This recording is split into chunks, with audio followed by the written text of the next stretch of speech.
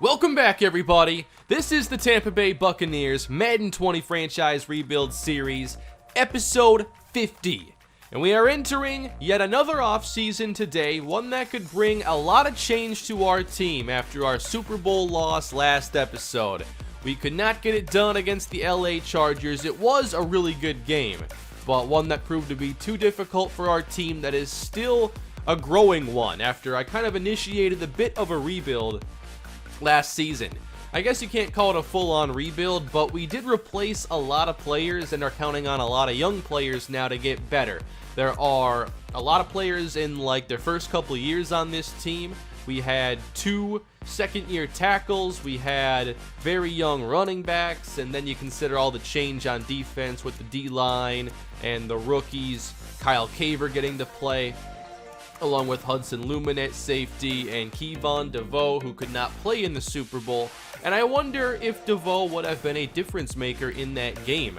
For sure, with these 8 skill point upgrades, it would have been awesome to have him on the field. He had a pretty good rookie season, and I don't think that Whitaker really made much of an impact in the game. Now, I was curious about the XP that DeVoe got here for the Rookie of the Year, and I was wondering if maybe it had something to do with XP sliders, because this is a lot of experience, but I compared it to Henry Sweeting of the Giants, who won Rookie of the Year at running back. My running back and outside linebacker XP percentages are the exact same, so that's not explaining it to me. But today, we have a lot to figure out with this team. Are we going to keep Mike Evans, Chris Godwin, O.J. Howard, Ali Marpet? There's no way I'm getting long-term deals for all these players, so what does happen? That we're about to find out and embark on here with this journey with the Bucs. It's been a really fun ride so far. Definitely a fun ride, but we have not yet accomplished our ultimate goal. So the journey continues. Thank you for all the feedback lately, all the support. A lot of you have enjoyed all the content in this series lately. There's been a pretty good amount of it. And I wanted to say, for those of you waiting on the San Diego Surf and wondering about that series, it is still going to be coming back. And just yesterday, I went through and I was trying out a lot of different controls that I wasn't as familiar with, and I've been doing some practicing. And I'll have that coming back here later this week. I just really wasn't happy with where my game was, and I tried recording an episode a couple weeks back, and I just really didn't enjoy it. I didn't think it would be worth it to edit what I had and to post it. I didn't think you guys would have fun with it. So I wanted to make sure I could tighten up my game a little bit and work on some stuff, and especially figure out how to play with superstar Neil Hope, because I know that was definitely weighing down the episodes, not doing what I should be with him and instead just taking a lot of three-point shots. I do miss playing that game. I know a lot of you are still interested in it, and I still want it there to help break up the episodes a little bit here in the Bucs series. So a little variety will be coming to the channel here shortly. But today, off-season time yet again. I always love these off-seasons, but lately, the off-seasons seem to be tougher. I've had a lot of tough decisions to make. The drafts haven't been ideal, so in a lot of ways, it's been tougher than it usually is. But I embrace that challenge, and today we'll see what we're able to make happen. Of course, we have some contract negotiations to work on today, and with the regression to a few players, the demands are down a bit, like Mike Evans, 3 years, 46, is no longer as worrisome as the prior demand. O.J. Howard, 4 years, 32 mil. I'm thinking about keeping these skill players. I'm not sure if I can keep all of them, but Chris Godwin did not regress, and that is really intriguing to me that we could have him still at the top of his game. I don't think he's ever regressed in the series, and he's obviously been very good, and he's the number 11 ranked receiver in our league. Here are his stats. Although his production has gone down, I still think pretty highly of him. We obviously have a pretty competitive offense in that it's hard to get everybody the football.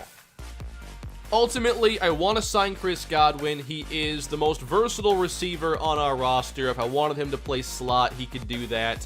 He can go deep, short, yards after the catch, you name it. So let's get Chris Godwin here under a brand new contract, as I will increase the numbers here just a little bit. Really? I would like to play for a new team next year. Oh. Godwin's out. And the franchise tag at receiver is $21 million. Let's move on to O.J. Howard. I think it goes without saying how valuable he's been to this team. I want to see his production actually over the course of this series, but it feels like when we watch games, like O.J. Howard is just so good, and he's able to make so many plays. So obviously, I want to keep him here. Drafting tight ends, developing tight ends, that's tough. It's very tough in Madden these days. So again, I'm going to increase the money here just across the board a little bit. And O.J. Howard on a 4-year contract will sign with the Bucs. So there's at least one impact receiver. But I wasn't really counting on negotiating with Evans. But now, if Godwin tests, what do I do with Mike Evans? I thought about the franchise tag. I could tag one of these two receivers and negotiate with the other. It's possible they could all come back. I know I'm not going to bring back Paris Campbell right now. I think it's a pretty important situation to go and look at other receiver options in the draft and start developing some players like we did with DeMarcus Lodge. Jordan Leggett, I still think he's been pretty good, and on this type of contract, I'd definitely be willing to bring him back, but he's not as interested. Cameron Seymour is very solid depth here and just 26 years old. I would like to sign him. And I'm just signing these other players because I want to see truly what cap space we have to use and not just to fill out the roster. One thing I know is that we have some pretty talented running backs on this team, and I'm no longer looking to bring back Miles Sanders. I want to see Adonis Askew and Angel Copeland become a dynamic duo next season. Jason Myers didn't have a lot of regression. He's been a very valuable kicker in the series. I want to make sure this is not also going to free agency.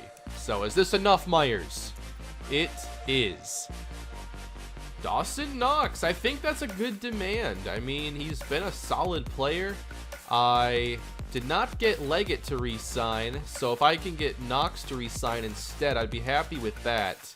And I am willing to go over $3 million a year.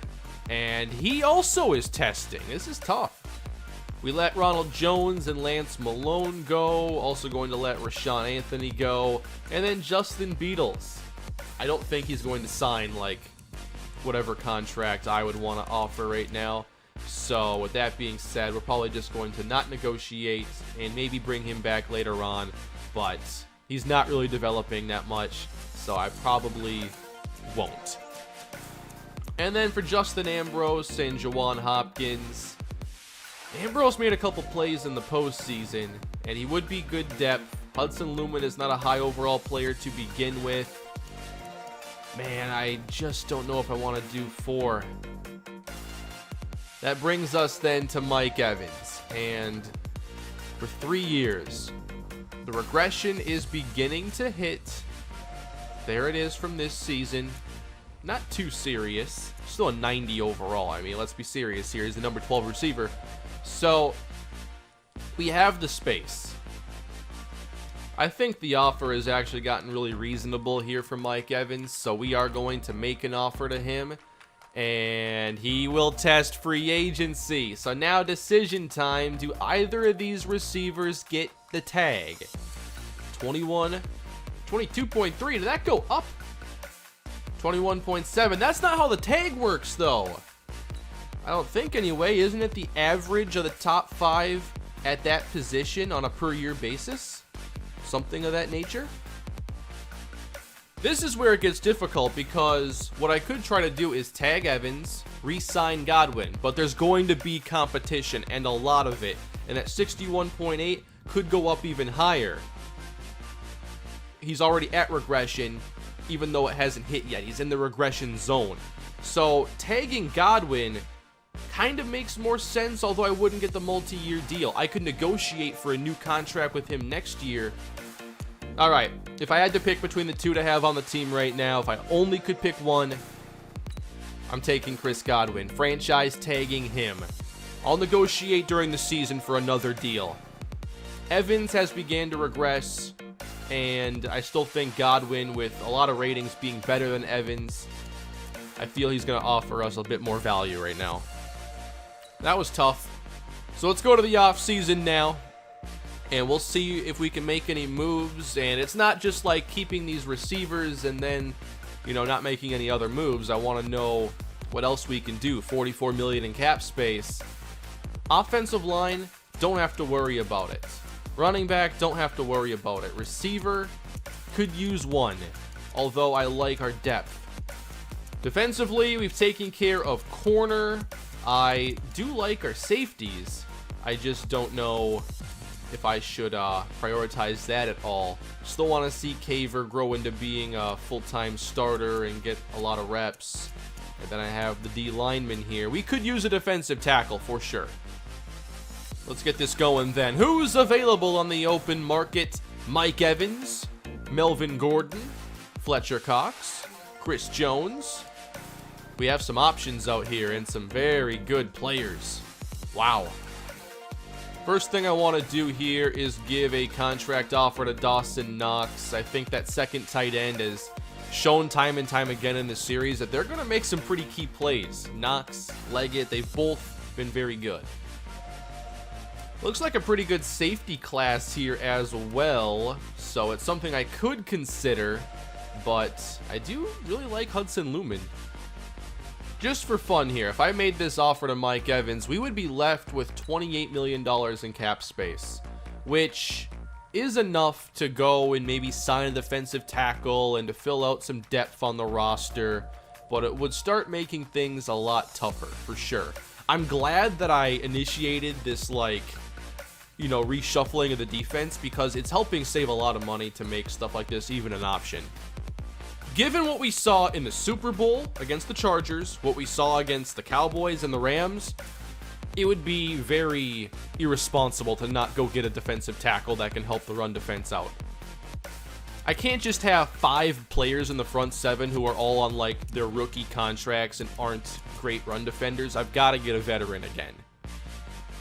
We're going to make an offer to Chris Jones. He's a little bit younger than Fletcher Cox, and if I want to do a longer deal, that would also be an option. So if I do 2 years in the range of $20 million, I wonder if that gives us an edge here. I'm going to need to raise the bonus probably a little bit more. So there's the top offer now, 105-point bid. It's a solid 2-year contract. One thing we also have to consider, who are our free agents after next season? Because signing Mike Evans would impact next year's free agent class. So obviously, right now, Chris Godwin's on the franchise tag. Then starting center Frederick Hughes, Ali Marpet, but here's the big one. Jerome Page at safety. We have to give him a contract, that's for sure. And then down the list, Leonard Merits. He's been really good. He's been very good. Double-digit sacks a year ago, made it to the Pro Bowl. DeMarcus Lodge. So, not a lot of impact players, key impact players, but 2 that could be very important. I don't know what Merritt's contract would be like here, in the high 70s and then low 80s here before too long, I'm pretty sure. But defensive linemen tend to be pretty expensive here to re-sign. Page for sure. That's going to be a big deal. Given those contract needs in the future, I can't give Evans a multi-year deal, but I would be willing to give him a large 1-year contract. And we'll see if we can make something competitive here for 1 season. That would really bring our cap space down a bit.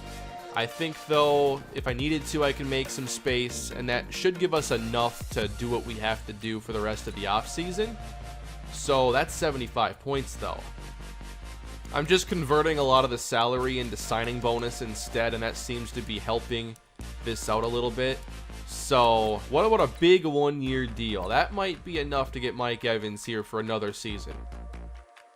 Let's advance and see what we can make happen here after stage 1. We had a couple big offers out there, and Mike Evans and Chris Jones have rejected our contract offers.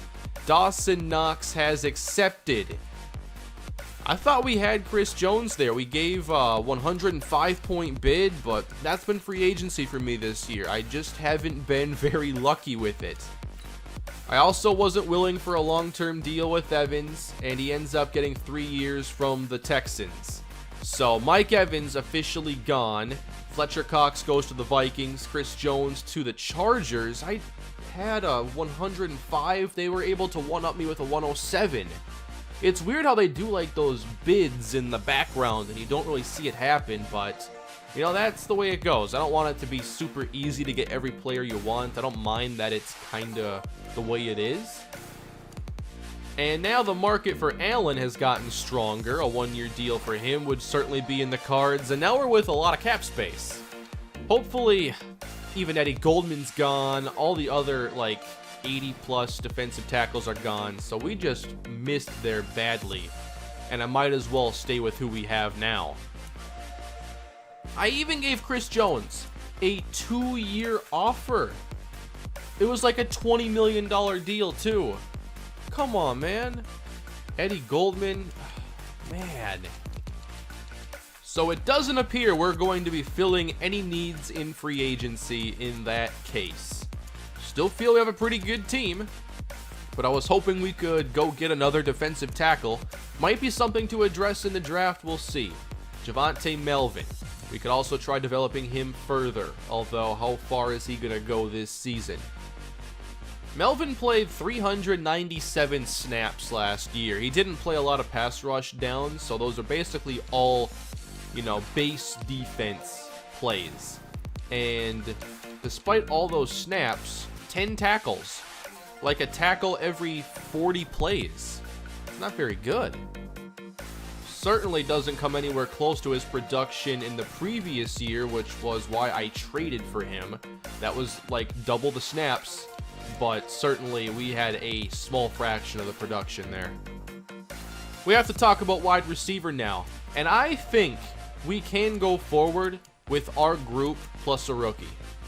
With O.J. Howard and Dawson Knox there, I really think that we can do that. We have an improving running game now with 2 dynamic backs. Chris Godwin. Lodge has been really good. And then it's Garrison Wade, Gabe Morrell, plus a rookie that can compete for snaps. I feel that is a pretty good way to go about things, and I still think we can have a dominant receiving game. I'm going to offer a 1-year deal here to Damon Mims, a defensive tackle, just to provide a little added depth at the position. I'm not sure if Melvin is good enough if we can't upgrade there in the draft. I'm also going to make an offer here to Blake Cashman to be a backup inside linebacker, and I'll give probably a 105 or so point bid here. Let's talk about the draft now, everybody, and I want to start at the wide receiver position because there were so many players here I had interest in. They weren't all first-round caliber players. Some of them were. Denzel Dennard, 6.4 combine grade. Okay, I think it's good enough. Good hands, good spec catch and short route running. He has pretty good speed at 23 years old.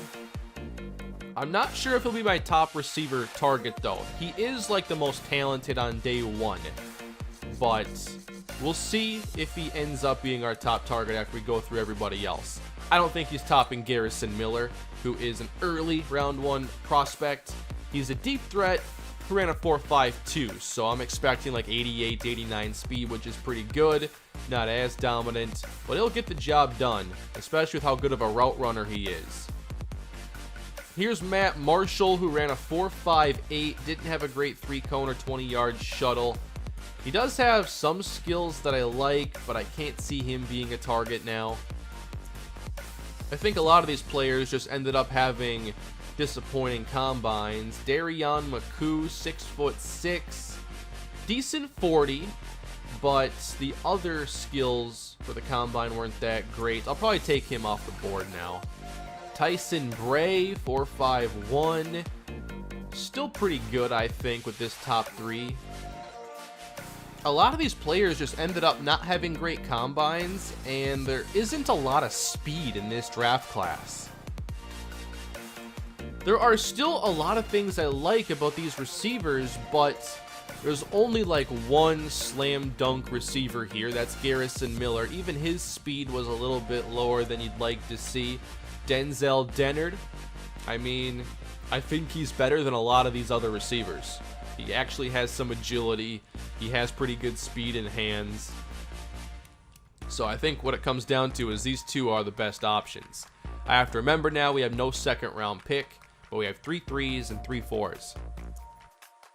One player I will absolutely make a main target is Jonathan Townsend at defensive tackle. That might be something we have to address for our run defense. And Townsend had very good bench, so high strength with good block shed and power moves. I may have found a very interesting player. I've never really thought about having our power back role filled by a fullback, but Devontae Strong, for one, would be a great fullback to have on the team, but also might have some really good ability running the football. 5th year options! Oh yes, we finally get to use that feature. We did sign Mims, but got rejected by Blake Cashman. Fantastic. So, 5th year options for the first time. Heck yes, I've been waiting for this for a very long time now. I'm doing some future personnel forecasting this offseason, and I had a question about Jerome Page's future with the team. Next year, he'll be looking for a new contract, and I just don't know if I'd be comfortable giving him one. He barely played last season. What are you talking about? Yes, we're picking up his option. What do you think? Should we do it? It depends. If we want to keep him long term, it's probably a good idea. Pick it up. He's a star. You picked up Jerome Page's 5th year option that will postpone contract negotiations for 1 year. Fantastic. That is a true game changer here in franchise, because now when you draft a player in the first round, you have 4 years of control as opposed, or you have 5 years of control as opposed to 4. And obviously, it's much more realistic, and now his 5th year option is worth $9.5 million. Thank you for putting that in the game. And here's how it looks at the salary menu. Looks to be well implemented. Very happy to see that in the game. And it also makes it more important now. Like a lot of teams, they love trading into the bottom of round 1 because of that 5th year option. It's not there for a second round pick. So the difference between the value of 32 and 33 overall is actually kind of important. I came to check out the trade block. Jesse Reyes has been placed there by the Tennessee Titans. He is still a 76 overall. I feel like he's been a 76 for like 4 years. He had his most productive season a year ago. His efficiency has been a little bit better in Tennessee, but still not giving the production you'd like to see.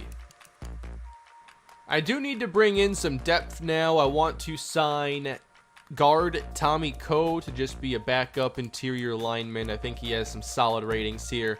Wouldn't mind a 2-year contract here if we can get the number down a little bit, like 2 years, $6 million. Coe signed, so we have another guard on the team, and now last stage before the draft. Overall, I still feel that we have a lot of players on this team that I want to develop, and I don't see room for a ton of rookies to get playing time.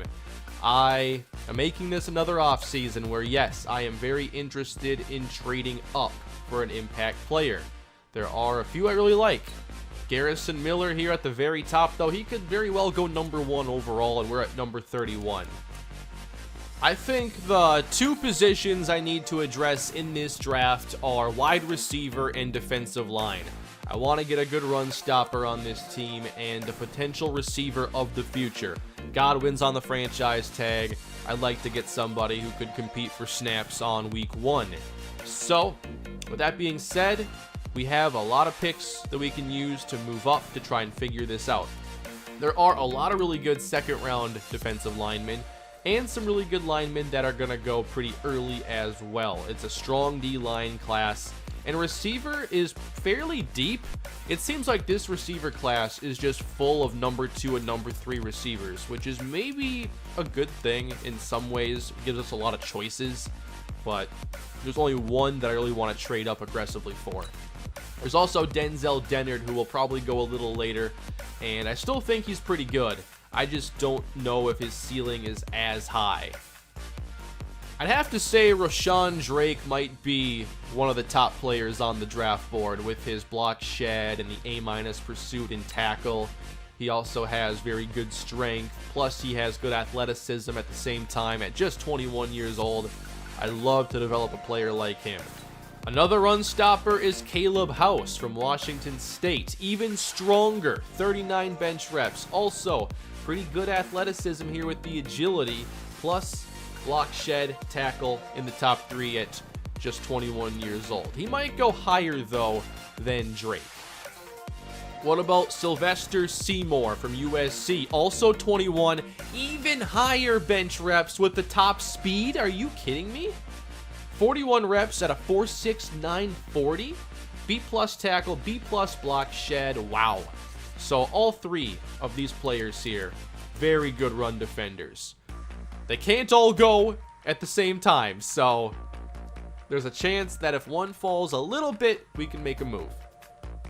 That was just one position, though. There's still right end Phillip Hughes from SMU. He's 22 years old. I don't think his strength is quite as good, though. He has a really good top 3, but I think you're drafting him solely off pass rushing. Strength is very important in the running game. Niles Walker, I'd say, is a better player. We just don't know his block shed. He has higher strength. The nice part is if we don't make it happen right away, if we miss, there's still some second round choices. I already talked about Jonathan Townsend. I just think there are some more elite talents out there. Better skills on day 1, plus 2 years younger. But Townsend wouldn't be a bad player to take. Bart Hargrave, decent strength as well, 23 years old.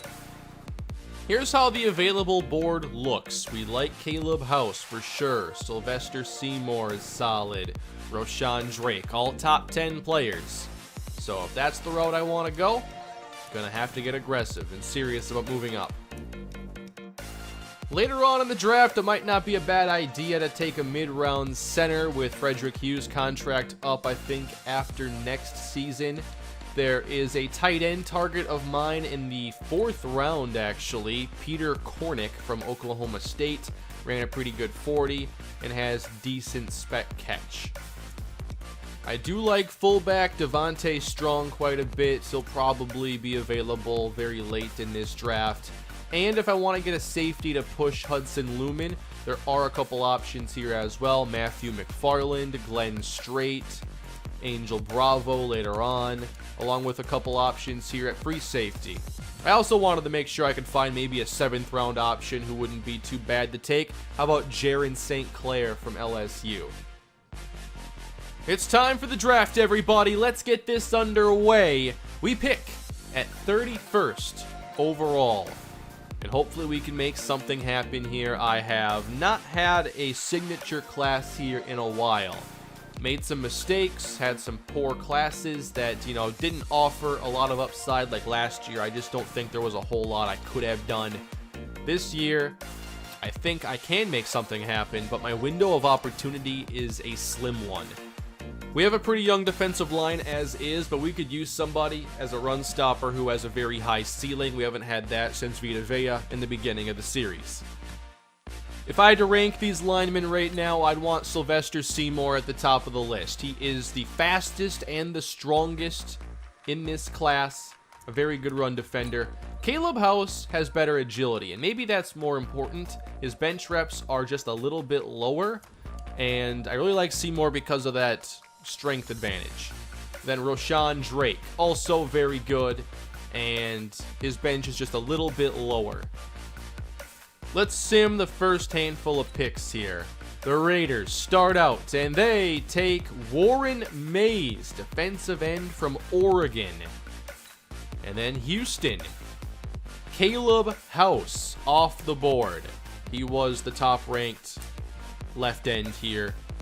So he goes to the Panthers.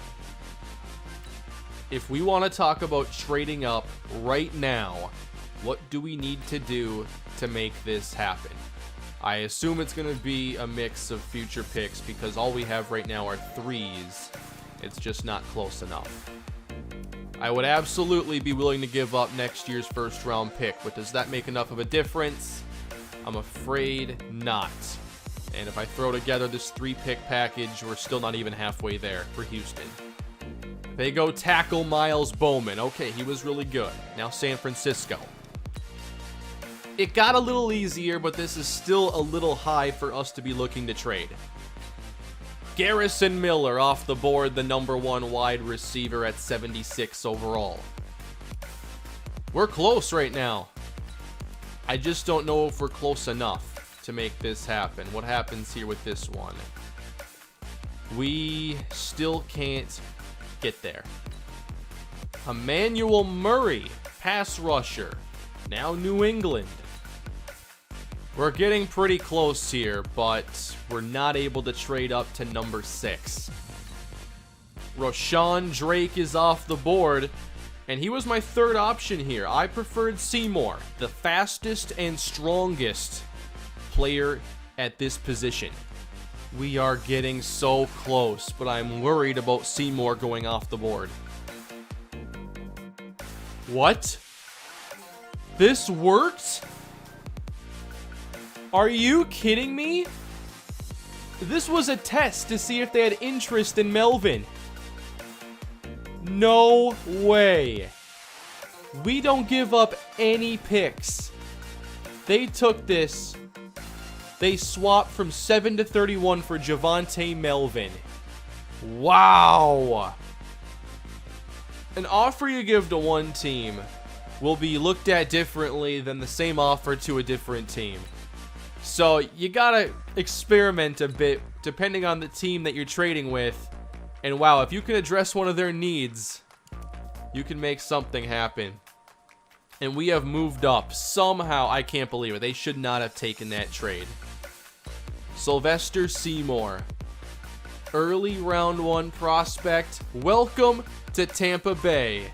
He is a 76 overall with hidden development. Fantastic. 80 block shed, 81 speed, 93 strength. Wow, with good power and finesse moves. Those are all 77, 95 injury. Wow, he's a slam dunk prospect. He's so good. I just made a terrible trade. I just traded a 3rd round pick for a 6th round pick to the Bengals though, because I feel like I shouldn't have been able to make that trade. I wanted to at least give them a little something more. That's just me trying to make it more right there. The logic needs some help sometimes. The trade logic. I don't like, taking advantage of the trade logic. I did not think that trade was going to work. I'm at least giving them a little more value now. Especially going up to get Seymour. Come on. Well, we don't pick for a while. But we got a true difference maker there.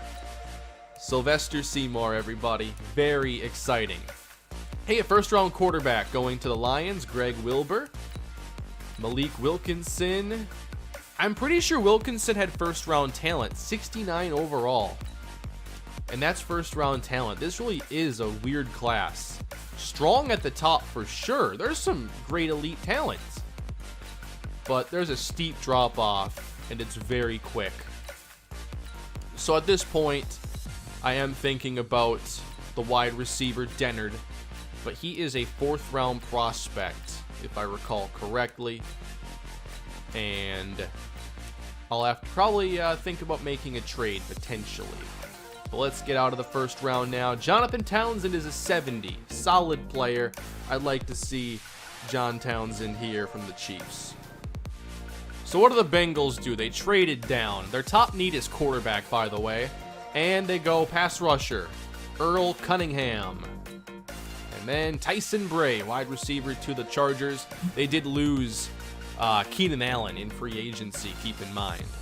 Although I think they were already pretty deep. They had Hendricks. I don't know why they took Bray. A couple years ago, the Packers wanted to address receiver, and they took 3. I'm not sure if it was consecutive picks. I wonder how well I can remember this. Ooh, pretty good guard. But they took Equanimous St. Brown, Marquez Valdez Scantling, and Jamon Brown, I'm pretty sure. I'm interested in maybe taking 2 receivers to try and figure this out. Let's see if I remember this perfectly here. Jamon Brown taken 4th round by Green Bay. Obviously, the best one of this group has been Valdez-Scantling. He was taken later on in the 5th, followed by Equanimous St. Brown. So they were not like in succession or anything like that. They did take MVS and St. Brown back-to-back selections for them. But they took 3 receivers to try and figure it out. I might have to go with 2 in this one. We'll see. But Brian Conrad is off the board.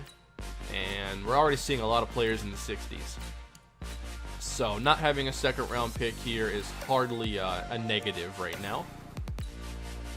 I'm seeing a lot of receivers go off the board too. Like, teams are still taking receivers if they're a little overrated. They're not afraid of that. And there are still a couple options here that fit, so I probably don't have to be too worried about it. Dennard is an early 4 though, and our picks are mid. Okay, we have an early 3. That should work. I gave up our later 3rd, I guess, to the Bengals. I just felt bad about that trade. Glen Straits, 75 overall. Sometimes these safeties are so much better than I expect because some of their top ratings are just things I'm not too worried about, like hit power. Like, hit power doesn't really matter to me. That's not going to affect whether or not you're a good safety. That's a 1/3 of the important information, and it's hit power. Good centers. Pretty good offensive lineman in this class. Alexander Dawson. All right, Miami. There are a lot of high 60s corners. If you want like a number 3, number 4 corner to develop, this was the class for you. Steven Dickens, 76 overall to the Giants. Pretty good. Getting close to our next selection as receivers continue to get drafted. And let's make our way to number 8 here. Travis Marshall to the Texans. Quarterbacks are going. Good news, I'm not looking to take one. And the Bengals still haven't taken a quarterback, I don't think. The trade down offers were kind of mediocre. I'm just going to take my favorite player here, even if I'm overdrafting a little bit. If I overdraft and get the players I like, then I can be a bit more creative with what I do later on. Denzel Dennard, wide receiver. I don't think he's going to be a number 1 caliber receiver, but I think he'll be a solid slot wide out. He'll have pretty good speed. Let's bring him here to Tampa, 70 overall. That doesn't surprise me too much. 23 years old. He needs a lot of work though. But I think that I'm right. Maybe I need to bring in a couple receivers just for some added competition. But overall, I think that with time, he could be pretty well-rounded. There goes D. Hall. He's a 68 overall. I wonder if any other receivers are going to have high ratings. I just don't see anybody being higher than a 70 the rest of the way. The board is down to 22 players already. And here's what we're looking at. I do think there are a few good options out here. Parrish, Lowry. We could add a really good tackle at some point here. We have 3 4th round selections to make. Center's a possibility. What about Antonio Tandy, 6th round corner prospect, late 1 talent? I only have 1 receiver on the board still that I really like, and he's a 3rd round prospect. I think I'm going to go back-to-back receiver picks then. Steven Stevens from Richmond. He ran a 4.45, and what I like in comparison to Dennard is he has higher medium and deep route running. I feel that Dennard's more of a slot wide receiver. Stevens wants to go downfield. Let's bring him in. 67 overall. And we're going to have quite the competition now at the position. 74 catching, pretty low. He's going to need some work for sure. Oh, Peter Kornick just went to the Saints. 68 overall. Okay, he went a little bit earlier than expectations. That's okay. He would have been our 3rd tight end. Parrish Lowry. Wasn't he the 5th round tackle? Wasn't he a 5?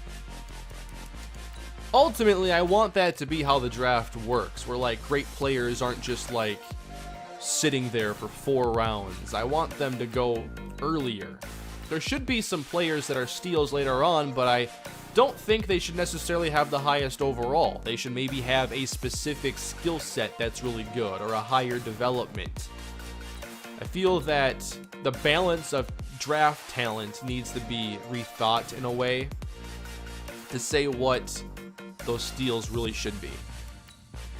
We're getting a little low on the talent I want to take at this stage of the draft, and I would definitely like to get my top targets here. I don't care if he's a 6th round prospect. We are taking Antonio Tandy right now, 70 overall.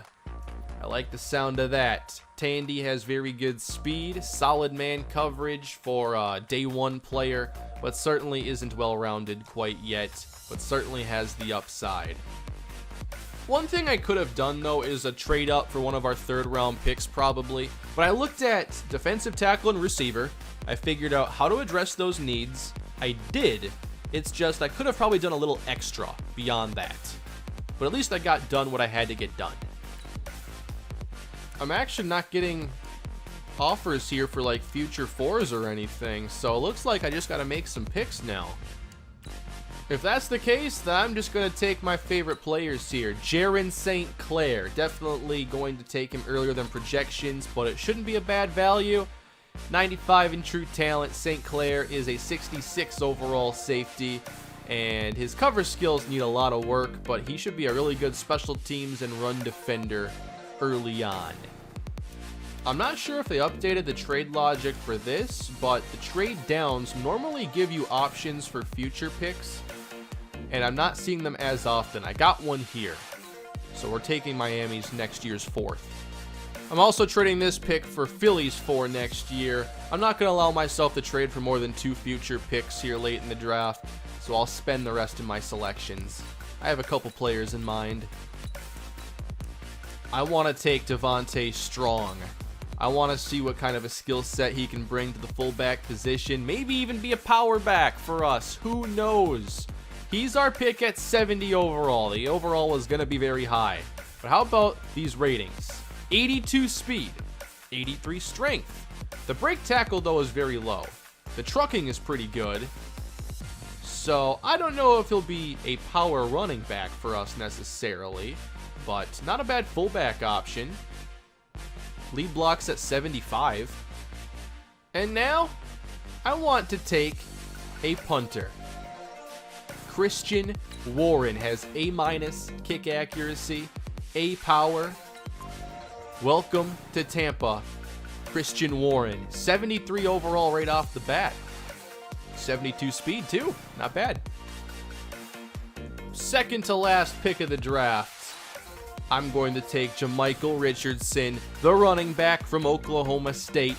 He is a 57 overall and will likely go to the practice squad. Here are his ratings: 91 speed, decent athleticism, but the skills are definitely lacking. And that, everybody, concludes the draft and the offseason. I felt like it was a pretty good one. I definitely whiffed in the free agency. I mean, I gave a very good one-year offer to Mike Evans and a very good multi-year deal to Chris Jones. Missed out on both. So then I thought about how to attack the draft, and I think I did a pretty good job of doing what I could with defensive tackle and receiver being the needs. We came away with a defensive tackle who has just so much upside here in Sylvester Seymour. Hidden development too. It's been a while, I feel, since I drafted a hidden development player. And he really can all around be a game wrecker. Power moves, finesse moves, they're all pretty good. Very strong, good block shed. He's going to be very good. I cannot wait to see his impact on the field. Then I knew receiver was a concern. Denzel Dennard was my target, and I feel that he has a pretty good skill set. I'm glad that we have Garrison Wade and DeMarcus Lodge, because I don't think Dennard's necessarily prepared for regular snaps week 1. But I think with time he could be pretty good. I wanted to double up at the position for added depth there. Steven Stevens was taken to be a deep threat. He'll compete with the other receivers we have. Then there's Antonio Tandy and Jaron St Clair for depth. And then Devontae Strong. Christian Warren, by the way, I just saw the A's across the board, and I said, all right, why don't we go get a really good punter if we can and have him on a nice 4-year contract. He's better than Rob Reisner, and he's far more accurate. So we're just going to release Reisner right now. Overall, I'm very pleased with this offseason personally. Rashawn Drake, by the way, hidden development at 77. He has 90 strength, 81 block shed. So he's just not quite as good, I feel, as Seymour. Although Drake's overall is higher. Might have a few advantages in a few categories. But overall, Seymour, I think, is just a little bit better prospect. Caleb House went before both. Hidden development for him as well, 92 strength. So all three of these players really didn't have a weakness for you to worry about. How about Garrison Miller? I just knew we couldn't trade up for him, but 86 medium route running on deep one, that's pretty good. Catching's a little low, short route running's a little low. Just needs a little bit of time. So all the top targets seem to have hidden development this time around. Steven Dickens did not, and his strength was lower. I saw him as purely a pass rusher. How about Alexander Dawson, though? Bottom of round 2, and the Dolphins get a very speedy running back with good break tackle and strength for the position, elusiveness, good vision. Wow, they got themselves a really good running back. For a while, I thought I would take Townsend, but then I got aggressive to move up. Townsend, 70 overall, normal development, fine player, decent strength, block, shed, power, move on day 1, but I just don't think he's going to be as elite as those top 3 guys. By the way, I should start checking every class to see, okay, who are the best quarterbacks?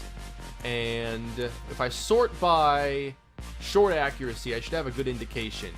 It doesn't seem this was a great quarterback class. The Lions got Greg Wilbur from Michigan, and he has hidden development. So, some promise here for the Lions. He has scrambling style, 82 speed. Not too bad. Otherwise, it doesn't seem these quarterbacks had that high of overall. Travis Marshall is a 70 with normal dev. Not bad ratings, though. Not bad at all. Wow, the best short route running in the whole class was a running back, Connor Jenkins, who went to the Seahawks. Alright, I didn't expect to see that. I'm guessing that's the situation that Gabe Morrell was in. He ended up being a really good receiving back, and turns out he's better at receiver than running back, potentially. We got the second best short route running player, though, tied with Garrison Miller and Rashawn Sutton. How about medium route running? I'm guessing 86 was the best for Miller, then Denzel Pollard. Let's see, maybe Pollard was a player that I should have taken. 65 overall, though. Low catching, very low catch in traffic, very low release. Yeah, that's just not a good combination of skills. Deep route running, Miller, Sutton. Looks like Sutton wouldn't have been too bad here. Hidden development, that's the key. It's just hard to predict, but he too has a lot of weaknesses. Strongest player in the whole class, Sylvester Seymour, Pearson Atkinson. So we got the strongest and hopefully the best run defender. The Bills took Glen Straits pretty early in this one, 75 overall. He has the highest hit power and is a really good run defender, but might be a liability in coverage. Top man coverage, Jabari Lamb with 78. He went pretty early, I believe, 73 overall, hidden dev. And then best zone coverage, Malik Wilkinson. I did want to see his ratings, and he has hidden development. Okay, so he was a first round caliber player, but is he really starting caliber day 1 ready? I am not convinced. That was a fun offseason, everybody. Hope you had a good time with this one. Wow, I've been recording here for 2 hours. And here's what we have going into the newest season of the series. I like our team a lot.